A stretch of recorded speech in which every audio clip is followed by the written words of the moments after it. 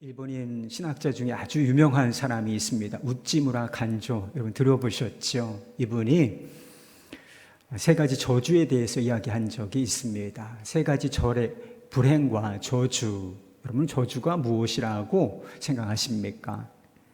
그것은 질병도 또는 실패도 배신을 당하는 것도 아니라고 했습니다. 그는 이렇게 말했어요. 만일 저주가 있다면 세 가지다. 하나는 아무리 믿으려 해도 하나님이 믿어지지 않는 것이고, 두 번째는 아무리 성경을 읽어도 하나님의 말씀이 들리지 않는 것이고, 세 번째는 아무리 감사하려고 해도 감사가 안 되는 것이다. 어떤 분들은 감사주의를 좀 부담스럽게 생각하는 것 같습니다. 범사에 감사하라, 이런 말씀을 좀 부담스럽게 어떻게 그렇게 살 수 있어? 이게 생각하면서 대단히 부담스럽게 생각하는 사람들이 있는 것이 사실인 것 같습니다. 감사하는 마음 없이 사는 것이 불행이고 저주인지를 모르고 있기 때문에 그런 생각을 하는 것입니다. 여러분, 지옥이 어떤 곳이라고 생각하십니까? 지옥은 다른 곳이 아니에요. 감사하는 마음이 없는 곳, 그것이 지옥인 것입니다. 우리가 실제로 지옥에 간다. 거기에는 감사한 마음을 가진 사람이 단 한 명도 없을 것이 분명합니다. 여러분은 감사하지 못하는 저주에서 건짐을 받으셨습니까? 오늘 감사하다, 이런 마음을 하루에 한 번이라도 품고 사시나요? 본문 말씀이 속해 있는 레위기 23장은 절기에 관한 규례입니다. 우리가 1절부터 읽지는 않았지만 1절부터 9절까지의 말씀은 유월절과 무교절에 관한 규례가 나옵니다. 이스라엘 자손들이 하나님의 은혜로 애굽에서 구원받았음을, 애굽의 저주에서 유월, 패스오버, 넘어갔다, 이런 것을 기억하고 기념하는 절기가 바로 유월절, 무교절인 것입니다. 그리고 본문 말씀 9절부터 22절까지는 감사절기인 초실절과 칠칠절에 관한 규례입니다. 초실절이 어떤 절기냐? 수확이 시작되는 시기에 첫 번째 열매, 첫 단, 수확이 시작됐어요. 근데 첫 단을 제일 먼저 하나님께로 가져가라. 그래서 감사의 제사를 드리라고 하는 절기이고요. 초실절 다음 날부터 7일을 7번 지난 날을 칠칠절, 오순절이라고 부릅니다. 들어보셨죠? 오순절. 첫 열매 수확이 시작되는 절기가 초실절이라면 그 수확이 마무리되는 시점, 그 절기가 바로 칠칠절, 오순절인 것입니다. 우리가 맥추감사주의, 여기 시기가 맞지는 않아요. 그럼 한국 교회가 전통적으로 지켜오고 있는 이 절기가 이 칠칠절과 거기서부터 유래했다, 이렇게 생각하시면 되겠습니다. 구약의 절기들의 초점이 있습니다. 구약의 절기가 보여주고자 하는 것이 있는데 그것은 다 예수 그리스도를 예표하는 것들입니다. 유월절은 예수님께서 십자가에서 죽으신 날과 관계가 있어요. 예수님이 언제 죽으셨습니까? 유월절 그 절기 날에 돌아가셨습니다. 예수님께서 피를 뿌리시고 흘리심으로 말미암아 애굽에서 저주에서 건짐을 받았잖아요. 문설주의 양의 피와 인방에 피를 바름으로 말미암아 죽음의 저주가 넘어간 것처럼 우리가 예수 그리스도의 피로 말미암아 죽으심으로 말미암아 죄의 저주에서, 죽음의 저주에서 건짐을 받았다, 그런 날인 것이죠. 그리고 초실절은 예수님께서 주일날 부활하셨잖아요. 일요일에 부활하셨는데 초실절은 예수님께서 부활하신 날과 관계가 있습니다. 예수님께서 부활의 첫 열매가 되신다, 이런 이야기 들어보셨죠? 첫 열매, 초실절, 예수님께서 우리의 생명의 첫 열매, 하나님의 맏아들이 되신다, 이런 의미가 들어있는 것이 바로 초실절인 것입니다. 오순절에는 어떤 일이 일어났을까? 우리가 알고 있는 것처럼 마가의 다락방에서 성령 강림이 있었던 날인 것이지요. 말하자면 예수님께서 우리의 구원이 되신다는 사실을 정확하게 시점을 통해서 보여주고 있는 것, 이게 바로 절기들의 의미인 것입니다. 예수님께서 여러분의 구원이 되십니까? 우리가 예수님과 그분이 베푸신 은혜와 구원을 생각할 때 결코 잊어서는 안 되는 것이 있는데 그것이 바로 감사하는 마음인 것입니다. 이 절기의 정신이 무엇인가? 하나님께서 베푸신 은혜, 구원, 지금도 주어지고 있는, 구원 이후에 주어지고 있는 이 은혜, 그것에 감사하는 마음, 이것이 바로 절기의 정신인 것입니다. 서양 속담에 그런 속담이 있다 그래요. 여러분도 이 수학 문제를 한번 풀어보십시오. 세상에서 가장 가르치기 어려운 수학 문제가 있대요. 그게 뭐겠습니까? 그것은 하나님께 받은 은혜, 복을 세는 것이래요. 이게 세상에서 가장 가르치기 어려운 수학 문제라고 하는 것입니다. 우리가 셀 수 없을 정도로 받은 복을 세어 보아라, 못 센다는 거예요. 그렇게 셀 수 없는 은혜를 받고 산다라고 하는 뜻을 담고 있는 것이지요. 그런데 문제는 무엇인가? 우리가 영적으로 너무 둔해서 셀 수 없는 은혜를 받고 살면서도 은혜가 은혜인 줄을 깨닫지 못하는 그런 둔함을 가지고 있다는 것입니다. 이스라엘 백성들이 광야 생활을 할 때에는 하늘에서 어떤 음식을 먹었느냐 하면 하늘에서 내려오는 만나라고 하는 음식을 먹었죠. 아침에 일어나서 그릇 하나를 가지고 나가서 만나를 담아오는 것입니다. 그날 필요한 만큼만 구워두어 드려서 그것을 이제 요리를 해서 먹으면 되는 것이었습니다. 이거 하나만 봐도 생명을 비롯해서 모든 것이 하나님의 은혜다라고 하는 것이 분명한 것 아니겠습니까? 그러나 그들은 매일매일이 은혜로 지탱되는 삶을 살면서도 마음이 얼마나 둔한지 그것을 깨닫지 못하는 모습을 보입니다. 은혜가 비처럼 내린단 말이에요. 음식으로 내리고 물로 터지고 구름 기둥과 불 기둥으로 다 보이는, 은혜가 보인단 말이에요. 은혜가 보임에도 불구하고 원망하고 불평하고 불순종하는 이런 완악한 모습을 보여주고 있었던 것입니다. 근데 약속의 땅에 들어가기 전에 주어진 말씀이요, 이 레위기 말씀이에요. 근데 약속의 땅에 들어가면 만나는 그치고 이제 농사를 짓게 될 것이었습니다. 이스라엘 백성들이 손수 밭을 갈고 씨를 뿌리고 작물을 가꾸며 그리고 이제 열매가 맺어질 때 거두는 일을 하게 되겠지요.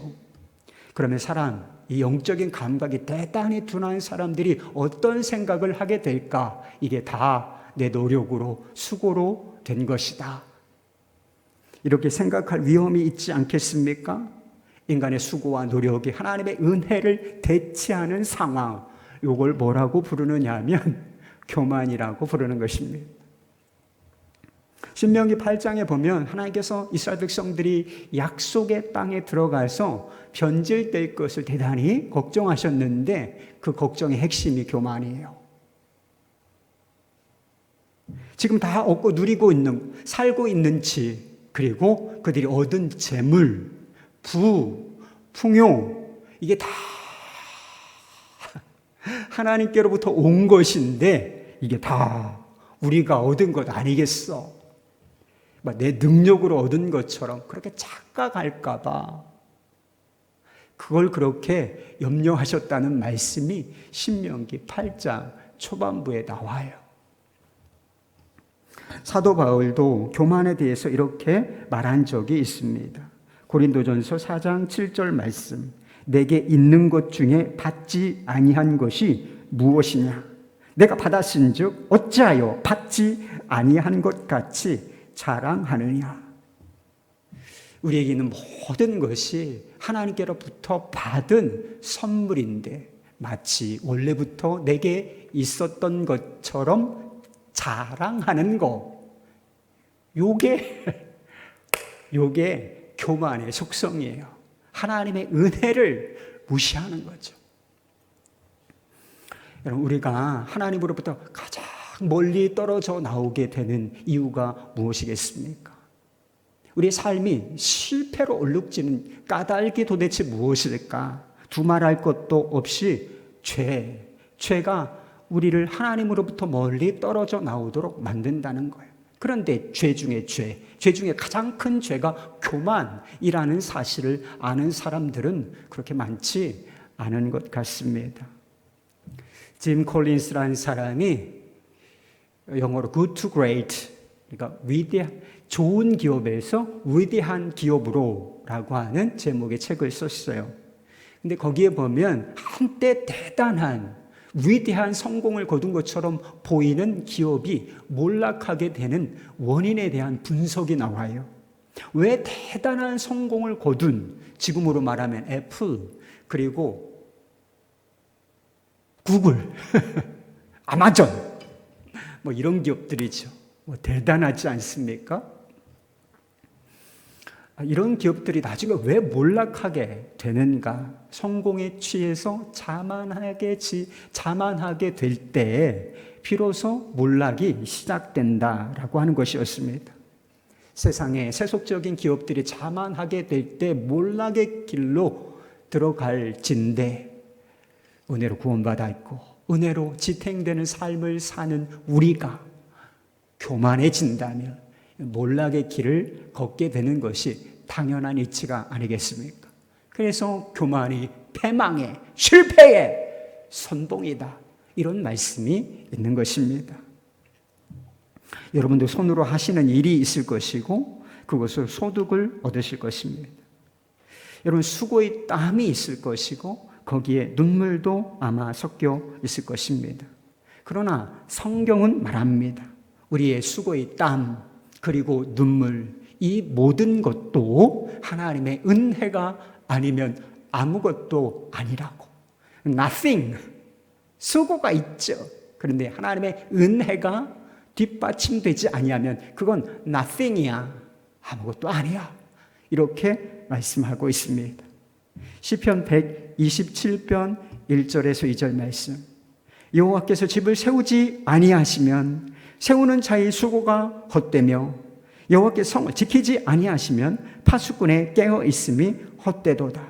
너희가 일찍 일어나고 늦게 누우며 수고의 떡을 먹음이 헛되도다.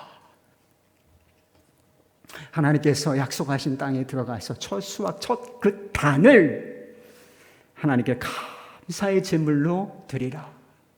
이게 무슨 뜻이겠어요? 내 손에 들고 있는 거, 내가 디디고 있는 땅, 이게 다 하나님의 은혜로 주어진 것이다. 너 이거 있으면 안 돼. 너 이거 있으면 안 된다. 교만의 죄에서 우리를 보호하시려고 하는 하나님의 배려가, 그리고 은혜를 은혜답게, 선물을 선물답게 누리게 하시려는 하나님의 배려가 녹아있는 그런 규례인 것입니다.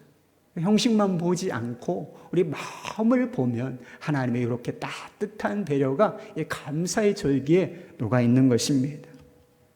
안토닌 드보르삭이라고 하는 작곡가를 아십니까? 드보르삭, 신세계 교향곡을 작곡한 유명한 작곡가입니다. 그는 새로운 곡을 쓰기 전에 첫 페이지에 그렇게 썼다 그래요. 하나님과 함께. 그리고 작곡을 완료한 후에 마지막 페이지에는 무엇이라고 적었는가? 하나님께 감사할지어다. 하나님과 함께 시작해서 감사로 마무리를 짓는 거죠. 곡 누가 썼습니까? 음표 누가 적었나요?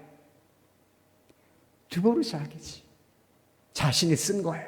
그런데 이 작곡의 영감, 작곡할 수 있는 모든 것이 하나님께로부터 온 선물이고 이 작곡이 하나님께서 주신 선물이다, 이렇게 고백할 줄 알았던 감사의 사람이었던 것입니다. 교만과 감사는 함께 쓸 수 없는 개념입니다. 이것이 하나님의 은혜입니다. 감사합니다. 여기에 교만이, 자랑이 끼어들 자리가 어디 있나요? 없어요. 교만이 살면 감사가 죽고, 감사가 살면 뭐가 죽을까요? 교만이 죽는 것입니다.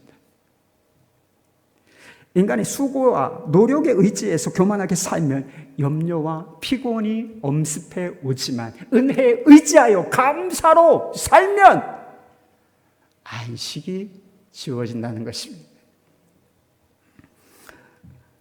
하나님의 은혜가 아니면 수고가, 노력이 아무것도 아니다라고 말씀하셨던 시편 127편 2절의 결론 이것입니다. 그러므로 여호와께서 그의 사랑하시는 자에게 잠을 주시는도다. 이런 치열한 경쟁 사회 속에서 사는 게 쉽지 않죠, 여러분. 쉬기 어렵습니다. 몸은 쉬워도 마음까지 쉬기는 어려워요. 내 힘으로 산다고 생각하면 그렇습니다. 그러나 그렇기 때문에 불안증 환자들, 그리고 불면증 환자들이 그렇게 우리 주변에, 여기도 그런 분들이 있으실지 모르겠어요. 내 힘으로 산다, 살아남기 어렵고, 이러니까 불안증, 불면증, 이런 환자들이 너무 많은 것입니다.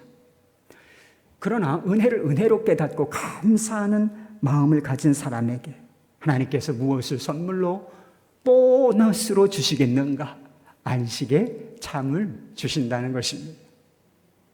하나님의 은혜를 알고 깨닫고 그것을 감사하는 마음으로 붙잡는 삶, 사실 따지고 보면 이것보다 행복한 삶은 없는 거예요.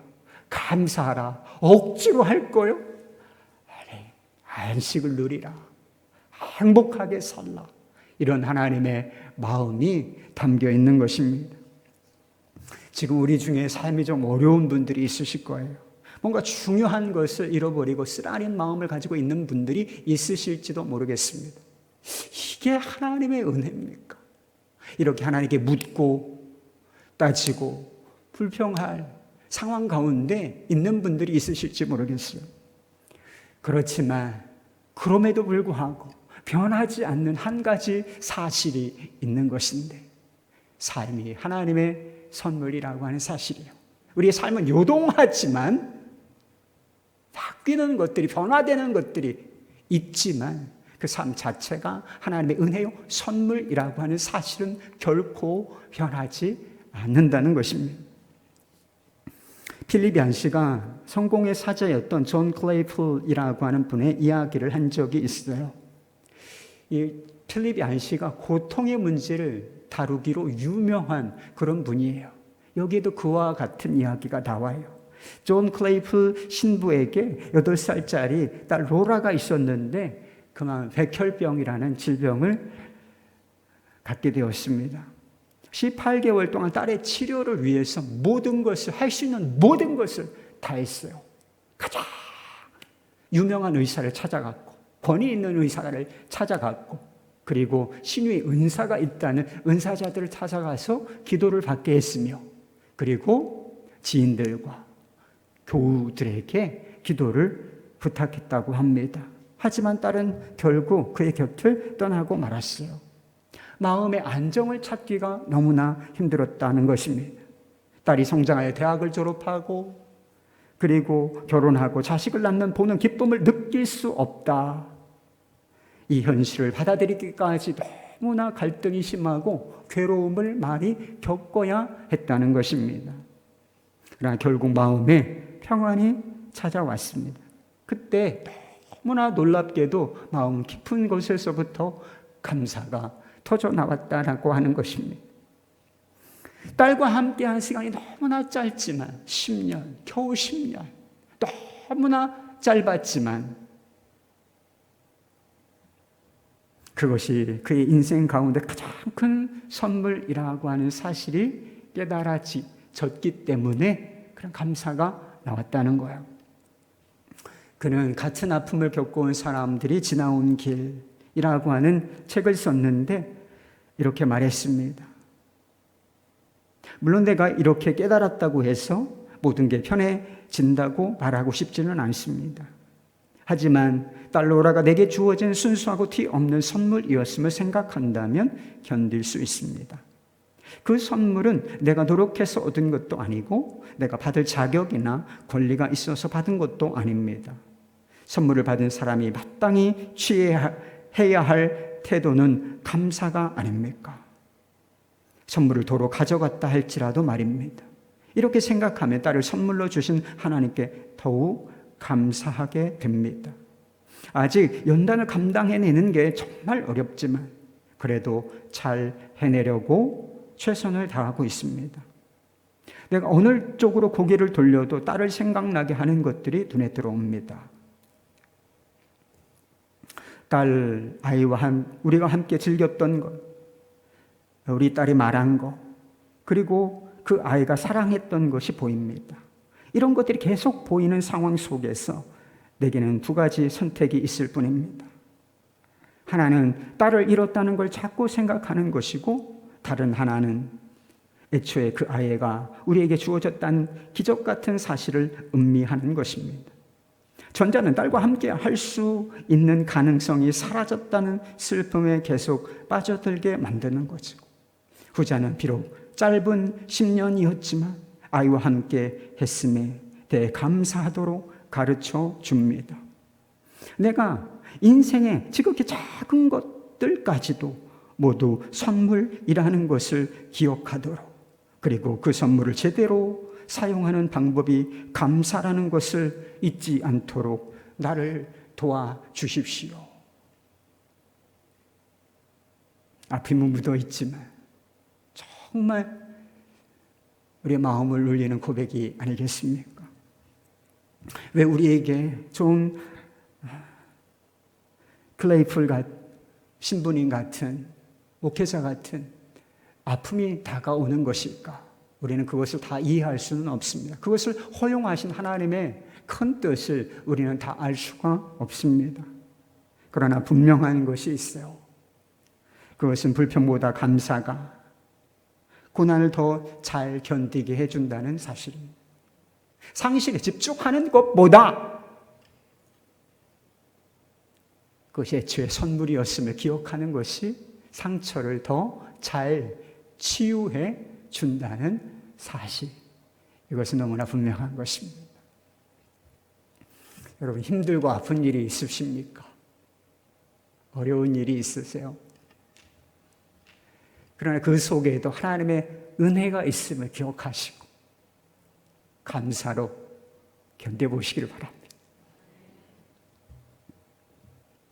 하나님께서 감사의 절기를 좋기라고 하신 이유는 은혜를 기억하고 붙들도록 하시기 위함이었어요. 그런데 22절 말씀에 보면 또 한 가지 목적이, 사실은 비슷한 것이지만 구체적으로는 좀 다른 목적이 하나 등장하게 되는 것을 보게 됩니다.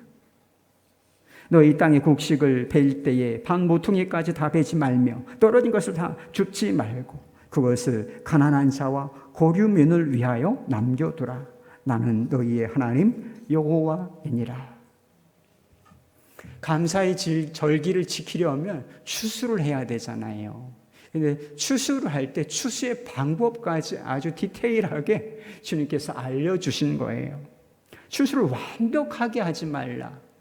못해서가 아니라 의도적으로 완벽하게 하지 말고 싹쓸이 하지 말고 듬성듬성 놔두라는 거예요. 떨어진 거 있으면 줍지 말고, 그리고 모퉁이 가해는 좀 놔둬.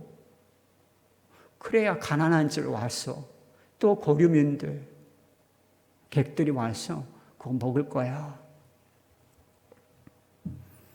하나님께서 이런 추수 방법을 통해서 알게 해주시려고 하는 것, 우리가 붙들고 살게 하려고 하시는 것이 무엇이겠습니까? 감사 절기가 가지고 있는 정신이 뭔가요? 우리가 하나님의 은혜를 기억하고 살 뿐만 아니라 은혜를 나누는 자로 살기를 원하신다는 뜻을 이 추수법이 보여주는 것입니다. 그래서 이 추수법을 일명 자비로운 추수법이라고 부르는 것입니다. 은혜를 잊으면 교만해진다고 했습니다. 근데 우리가 은혜를 잊을 때 또 한 가지 영적 질병이 나타나는데 그게 바로 탐욕이에요.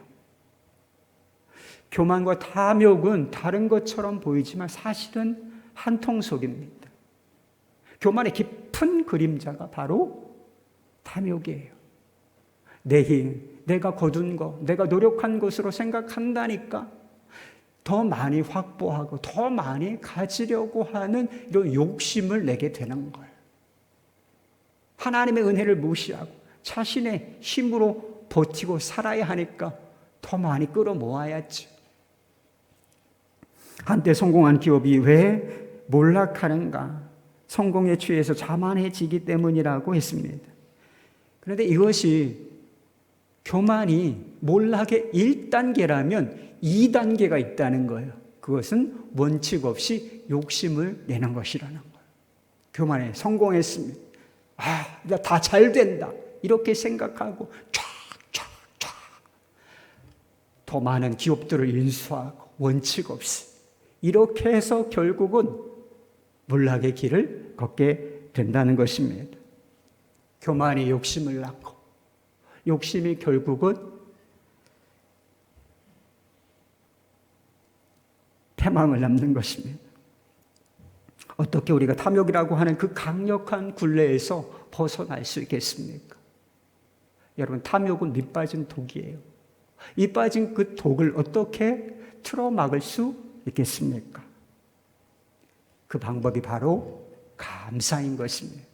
그리고 감사에 포함되어 있는 나눔, 이것만이 탐욕을 틀어막을 수가 있어요. 지금 있는 아내와 남편, 지금 살고 있는 집, 그리고 지금 다니고 있는 직장, 지금 벌어들이는 연봉, 소득, 우리 안에 꿈틀대는 탐욕은 더를 외치게 만듭니다. 그리고 불평하게 만들지요. 이게 뭐야? 이게 너무 박하다. 그러나 은혜를 족하게 여기고 욕심내지 말라. 내가 받은 은혜를 다른 사람들과 나누고 너는 그저 그들과 함께 기뻐하라. 기뻐하라. 이것이 감사에 들어있는 우리 주님의 마음인 것입니다. 동안교회를 섬기시는 김영준 목사님께서 결혼하고 얼마 되지 않아서 첫 아이를 이루셨대요. 그리고 아버지께서 심장마비로 세상을 떠나셨답니다.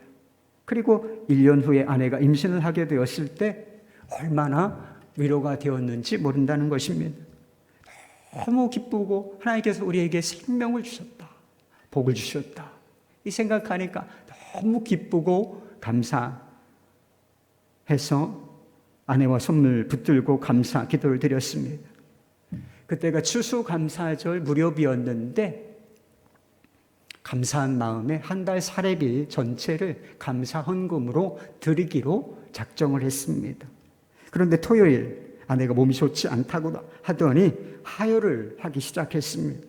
급하게 병원으로 갔는데 병원에서도 제대로 지혈이 되지 않아서 정신이 혼미한 상태였다는 것입니다. 밤새 아내를 지켜보다가 주일 예배를 드리러 갔습니다. 예배를 드리는 내내 아무렇지도 않았는데 헌금하는 시간에 마음이 쓰라림을 경험하게 되었다는 것입니다. 1년 안에 아버지가 돌아가시고 아이를 잃어버린 것으로 족하지. 목사인 내게 하나님께서 이렇게 나를 대우하실 수가 있겠는가. 속상한 마음이 들었습니다. 어떤 마음까지 들었느냐 하면 헌금함을 엎어버리고 싶은 생각까지 들었다는 거예요. 그런데 헌금 주머니가 자기 앞에 도착했어요. 하나님은 저를 이렇게 박대하셔도 저는 약속을 지키겠습니다. 그리고 준비했던 한 달 생활비를 헌금 주머니에 넣었다는 것입니다. 그런데 그 순간에 설명할 수 없는 자유함이 임했다는 거예요. 상황은 참으로 어려운데 웬 그렇게 기쁨이 넘치던지 설명하기가, 이해하기가 너무 어려웠다는 것입니다. 그 이후에 아내의 수술도 잘 되었다고 해요. 믿음의 감사의 고백을 드린 후에 무엇인가 자기 삶에 변화가 찾아왔는데 그 변화의 핵심이 무엇인가?